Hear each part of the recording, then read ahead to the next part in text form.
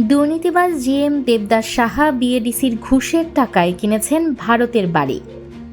দেশি চাষিদের বঞ্চিত করে ভারত থেকে পচা ও মেয়াদ উত্তীর্ণ বীজ আমদানির পরেও বিএডিসি কর্তৃপক্ষের রহস্যজনক নীরবতা। রাষ্ট্রীয় কৃষি সহায়তার নামে দেশে চলছে সুপরিকল্পিত লুটপাট। বাংলাদেশ কৃষি উন্নয়ন কর্পোরেশনের বর্তমান পাট বীজ বিতরণ কার্যক্রম ঘিরে এমনই এক বিস্ফোরক চিত্র উঠে এসেছে অনুসন্ধানে। অভিযোগের মূল কাঠগড়ায় রয়েছেন প্রতিষ্ঠানটির পাট বীজ বিভাগের জিএম দেবদাস সাহা।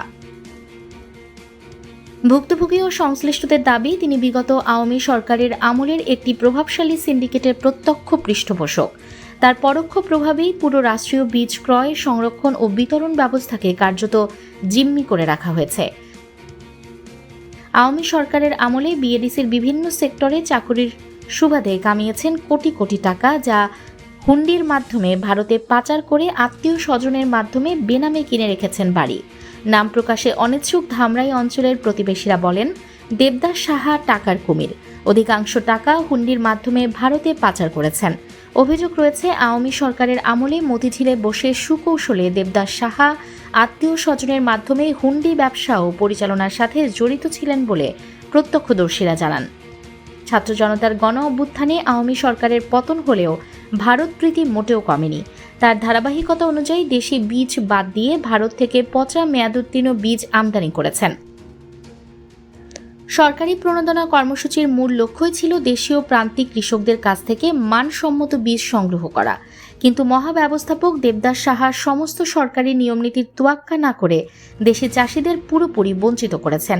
সরকারি বড় অঙ্কের বাজেট ব্যবহার করে তিনি পার্শ্ববর্তী দেশ ভারত থেকে নামমাত্র মূল্যে পচা, ভেজাল ও মেয়াদোত্তীর্ণ পাট বীজ আমদানি করেন। উন্নত মানের বীজের জন্য বরাদ্দকৃত বিপুল পরিমাণ সরকারি অর্থ কৌশলে আত্মসাৎ করে তিনি নিজের পকেটস্থ করেছেন বলে অভিযোগ উঠেছে। বিএডিসির একাধিক কর্মকর্তা ও কর্মচারীর সঙ্গে এই প্রতিবেদকের কথা হলে তারা ক্ষোভ উপড়ে দিয়ে জানান, দেবদাস সাহার দ্বিতীয় হোম ভারত প্রীতি এবং টাকার প্রতি লোভ সমস্ত মাত্রা ছাড়িয়ে গেছে। প্রাতিষ্ঠানিক সূত্রে খোঁজ নিয়ে জানা গেছে, আগামী 1 বছরের মধ্যেই অবসরে যাচ্ছেন এই বিতর্কিত কর্মকর্তা। অবসরের সময় ঘনিয়ে আসায় আখের গুছিয়ে নিতে তিনি রাষ্ট্র ও কৃষকের ভাগ্য নিয়ে এমন বেপরোয়া দুর্নীতিতে মেতে উঠেছেন। কাগজে বন্টন ও কালোবাজারের সিন্ডিকেট, মাঠ পর্যায়ের ডিলারদের ভাষ্য, সবকিছুই আগে থেকেই টেবিলের নিচে ঠিক করা থাকে। কারা বীজ পাবে আর কারা পাবে না, সরকার নির্ধারিত বৈধ ডিলারদের পাশ কাটিয়ে আওয়ামী ঘনিষ্ঠ একটি সিন্ডিকেটের মাধ্যমে বিপুল পরিমাণ বীজ উত্তোলন করা হয় এবং পরে তা কালোবাজারে চড়া দামে বিক্রি করা হয়। কাগজে কলমে শতভাগ বিতরণ দেখানো হলেও বাস্তবে ডিলারদের হাতে পৌঁছায় না কিছুই। এজন্য এক সুপরিকল্পিত কাগজে বন্টন। অভিযোগ আরও গুরুতর, ঢাকার কৃষি ভবন থেকেই মৌখিক নির্দেশে এই পুরো কালোবাজারি প্রক্রিয়া নিয়ন্ত্রিত হচ্ছে বলে ভুক্তভোগীরা দাবি করেন।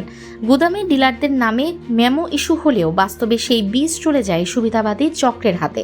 বঞ্চিত ডিলারদের অনেকেই জানিয়েছেন, বীজ উত্তোলনে আপত্তি জানালে বা প্রতিবাদ করলে তাদের সরাসরি ভয়ভীতি ও হুমকির মুখে পড়তে হয়েছে। মাঠ পর্যায়ে হাহাকার, ঝুঁকিতে 1,80,00,000 টাকা। এই অনিয়মের সরাসরি ও নিষ্ঠুর প্রভাব পড়েছে মাঠ পর্যায়ে। কুষ্টিয়ায় বিএডিসির সরবরাহ করা পাট বীজ বপনের পর ব্যাপক লোকসানের মুখে পড়েছেন সাধারণ চাষিরা। তাদের অভিযোগ, সরবরাহ করা বীজ ভেজাল, নিম্নমানের এবং বহু ক্ষেত্রে তা থেকে কোনো অঙ্কুরোদ্গমী হয়নি। ফলে এক মৌসুমে নিঃস্ব হওয়ার পথে প্রান্তিক কৃষকরা। অনুসন্ধানে উঠে এসেছে, মূলত হ্যাচারি ফিড হিসেবে স্বল্প মূল্যে আমদানির উপযোগী এই নিম্নমানের বীজ গুদামে এনে অসাধু ব্যবসায়ী ও কর্মকর্তাদের যোগ সাজশে প্যাকেটজাত করে উন্নত মানের নামে বাজারে ছাড়া হয়েছে। এতে কৃষি মন্ত্রণালয়ের প্রণোদনা কর্মসূচির আওতায় বরাদ্দ দেওয়া 1,80,00,000 টাকা কার্যত অপচয়ের মুখে পড়েছে। বিএডিসির নথিপত্র অনুযায়ী 180 টন বীজ ক্রয়ের কথা থাকলেও কুষ্টিয়া জোন দাবি করেছে তারা 283 টন সংগ্রহ করেছে। এই অতিরিক্ত 103 টন বীজের উৎস নিয়েও বড় ধরনের রহস্য তৈরি হয়েছে। এর মধ্যে প্রায় 24.5 টন বীজ ফরিদপুর থেকে অঙ্কুরোদ্গমে সম্পূর্ণ ব্যর্থ হওয়ায় ফেরত পাঠানো হয়েছে, যা বীজের মান নিয়ে করা জালিয়াতিকে হাতে নাতে প্রমাণ করে।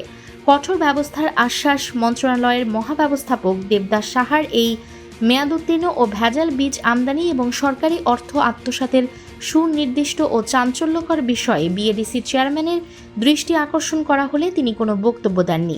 এ বিষয়ে কৃষি মন্ত্রণালয়ের সঙ্গে যোগাযোগ করা হলে তারা বলেন, বিষয়টি আপনাদের মাধ্যমে জানালাম। সুনির্দিষ্ট তথ্যসহ সংবাদ প্রকাশ হলে দ্রুত উচ্চ পর্যায়ের তদন্ত কমিটি গঠন করে খতিয়ে দেখা হবে এবং দায়ী ব্যক্তিদের বিরুদ্ধে কঠোর আইনানুগ ও বিভাগীয় ব্যবস্থা নেওয়া হবে। একইভাবে দুর্নীতি দমন কমিশনও লিখিত অভিযোগ পেলে বিষয়টি নিয়ে আইনি অনুসন্ধান শুরু করার কথা জানিয়েছেন।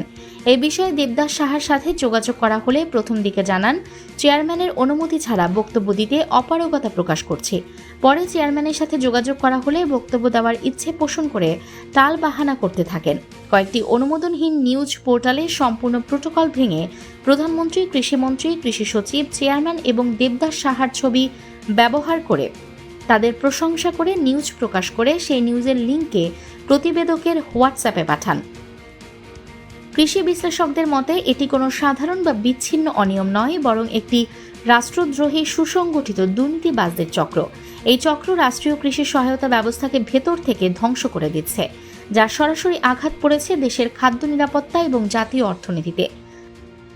এখন প্রশ্ন একটাই, অবসরকালীন আখের খোঁচাতে ব্যস্ত মহাব্যবস্থাপক দেবদাস সাহাকে শুধুই এই কেলেঙ্কারির চালিকা শক্তি, নাকি নেপথ্যে রয়েছে আরো বড় কোনো রাঘব বোয়াল?